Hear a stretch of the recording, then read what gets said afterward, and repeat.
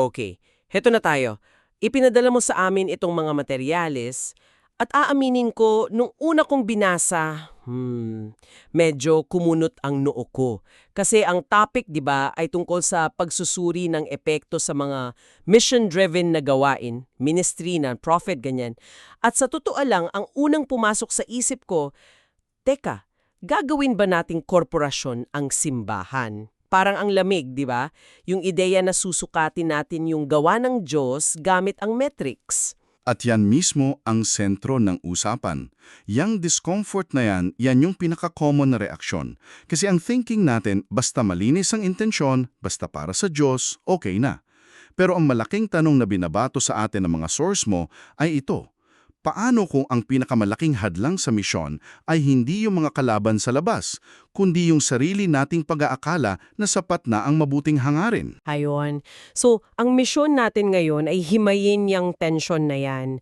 Gagamitin natin itong mga research at notes mo para bumuo ng isang framework.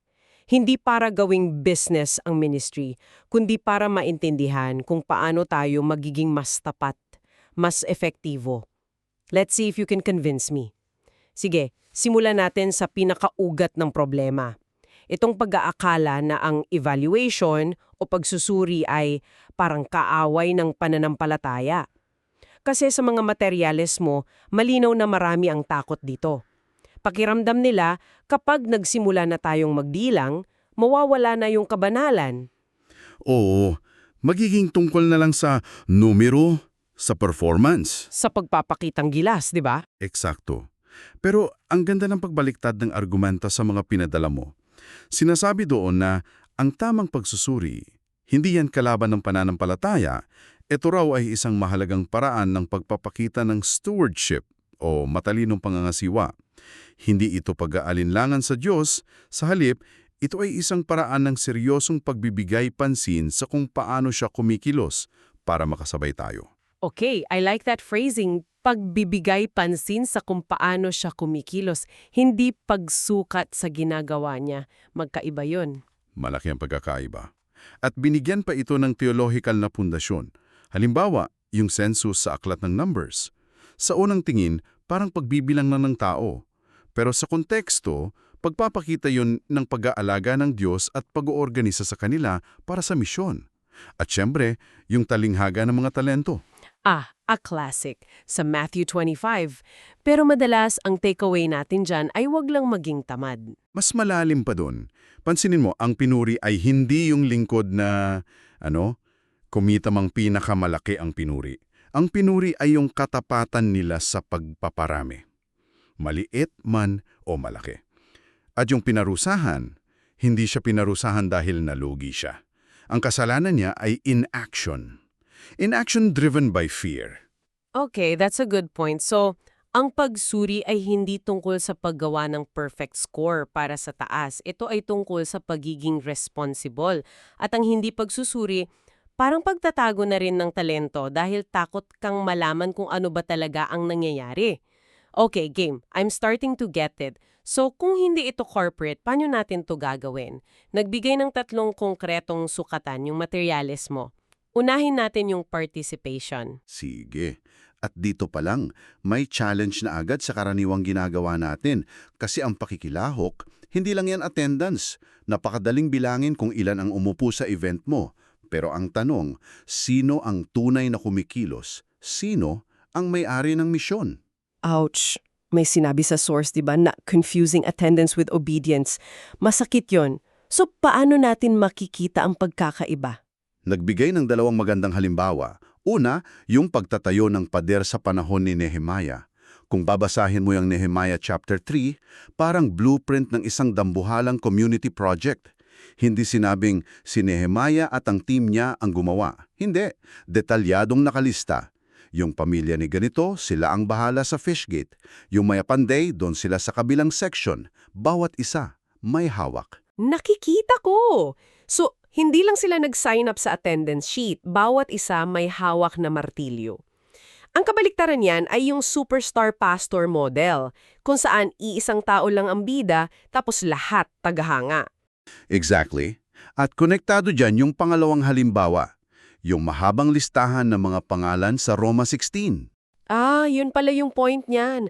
Aaminin ko, pag dumadating ako sa part na yan, parang ini-skip ko na lang. Akala ko credits roll na yon ng sulat ni Pablo. Marami sa atin ganyan, pero ang argumento sa source mo, yung listahan mismo ang mensahe. Ipinapakita ni Pablo na ang ebanghelyo kumalat yan hindi dahil sa kanya lang, kundi dahil sa isang buong network ng mga ordinaryong tao, sina Phoebe, Priscilla, Aquila. Bawat pangalan may kwento ng sakripisyo. Ang misyon ay dala ng isang komunidad. Tanong na dapat nating itanong ay hindi lang ilan ang dumalo, kundi ilang porsyento ng dumadalo ang may hawak ng martilyo. O kaya, nag-e-empower ba tayo ng mga Phoebe at Aquila o naghahanap lang tayo ng audience? Okay, malinaw yan. Pero dito na papasok yung pinakamahirap pero pinakaimportante. Spiritual growth. Paano mo naman susukatin ng isang bagay na nangyayari sa puso? Ito talaga ang pinakadelikadong bahagi. At ang ganda ng approach dito. Ginamit yung bunga ng Espiritu sa Galatians 5, pag-ibig, kagalakan, kapayapaan, bilang mga observable markers. Teka, observable markers. Paano yon? Hindi ba yan sobrang subjective? Paano kung yung isang tao, masaya naman talaga pero hindi lang expressive? O baka yung isa, nagbipigil lang ng galit pero sa loob kumukulo na? Paano natin maiiwasan na maging judgmental yung evaluation? Napakagandang tanong. At yan mismo ang babala laban sa shallow metrics. Hindi mo ito pwedeng ilagay sa spreadsheet, hindi ito checklist. Ang paggamit sa bunga ng espiritu ay hindi para mag-judge ng isang tao. Sa isang pagkakataon, sa halip, ito isang lente para tingnan ang mga pattern sa paglipas ng panahon. Nakikita ba natin na ang komunidad natin ay, nagiging mas mapagpatawad? Mas nagiging bukas palad ba tayo? Mas tiyaga? So we're looking for trajectories, not snapshots. Okay, gets. Precisely. At isa sa pinakamalakas na babala sa source ay laban sa decisionism. Ito yung practice na binibilang lang natin kung ilan ang nagtaas ng kamay sa isang event o ilan ang... Yung mga lumapit sa altar. Oo, bagamat mahalaga yan, hindi yan ang katapusan ng kwento. Ang tunay na tanong, pagkatapos ng isang taon, yung desisyon ba na yan, nagbunga ng tunay na pagsisisi? Ng pagbabago? Malaking pagkakaiba. Okay, so meron na tayong participation and spiritual growth. Ang pangatlo ay napaka-practical. Skill acquisition. Oo, binanggit dito na hindi sapat ang inspirasyon lang, kailangan ng training. Ang sigasig na walang kasanayan, mabilis mauupos. Dito ko may tanong. Sa maraming non-profit o simbahan, puro volunteers yan. May mga full-time jobs, may pamilya. Hindi ba parang sobra namang hilingin na mag-training pa sila? Saan nila kukunin ng oras? Valid na pushback yan. Pero ang sagot dito ng source ay ang pagbabago ng pananaw natin sa kung ano ang training. Hindi ito nangangahulugan ng isa pang seminar. Ang basehan nito ay Ephesians 4.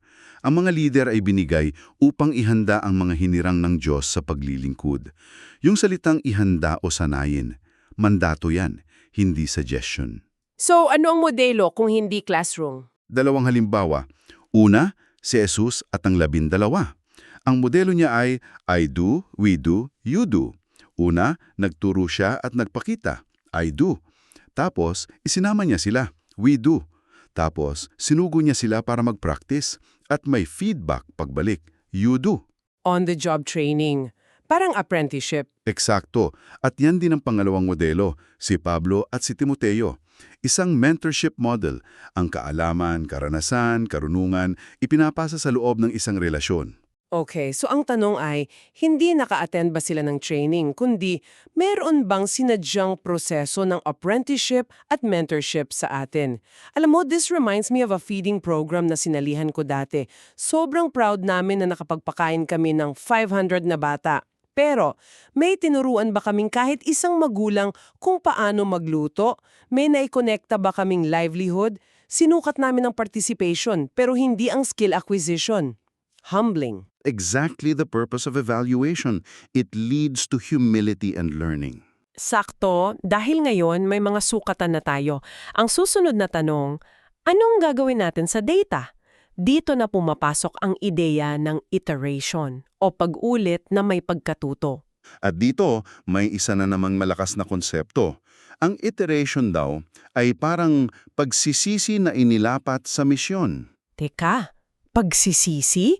Ang bigat ng salitang yan. Ipaliwanag mo. So, hindi lang ito, oops, mali pala, kundi isang spiritual admission na baka yung akala nating paraan ng Diyos ay hindi pala. It is. It's the willingness to say, Panginoon, akala namin ito ang gusto mo. Pero base sa mga bunga o sa kawalan nito, mukhang kailangan naming makinig ulit. Hindi ito tanda ng kabiguan. Tanda ito ng theological na pagpapakumbaba. Ang example nito ay yung Jerusalem Council sa Acts 15. Right. Kung saan pinag-usapan nila kung kailangan bang tuliin ang mga hentil. Oo, isipin mo, yun ang standard operating procedure nila for centuries.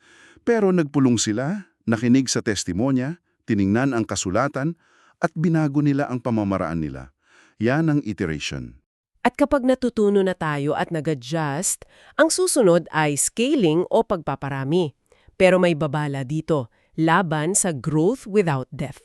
At dito, nagiging sobrang linaw ng pagkakaiba. Ang tapat na pagpaparami, hindi yan pag-copy-paste lang ng programa. Nakasalalay yan sa pagpaparami ng mga leader.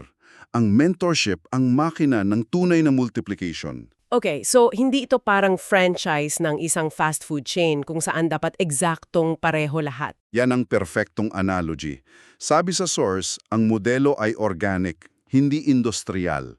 Hindi ka gumagawa ng franchise. Nagtatanim ka ng mga buto, ipinapasa mo ang DNA ng misyon, yung mga values, yung teolohiya, sa mga bagong leader na siyang mag-a-adapt nito sa kanilang sariling konteksto. Ang layunin ay magparami ng mga hardinero, hindi lang magparami ng mga pare-parehong halaman. So, anong ibig sabihin ng lahat ng ito? Sa totoo lang, habang nag-uusap tayo, unti-unting nagbabago ang pananaw ko. Ang mga materyales na ito, hindi pala tungkol sa business principles. Sa halip, ipinapakita nito na ang pagsusuri, pagkatuto at pagpaparami ay mga espiritual na disiplina mismo. Ang mga ito ay gawa ng tapat na pangangasiwa, pagpapakumbaba at pakikinig. May isang linya sa source na tumatak sa akin. Ito raw ang pagkakaiba sa pagitan ng faithfulness that thinks at obedience that learns. Faithfulness that thinks, obedience that learns. I like that.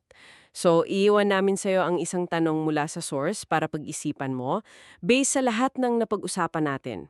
Paano kung ang pagkakaiba sa pagitan ng isang matagumpay na proyekto at isang napapanatiling kilusan ay hindi nakasalalay sa kung gaano katapang tayong magsimula?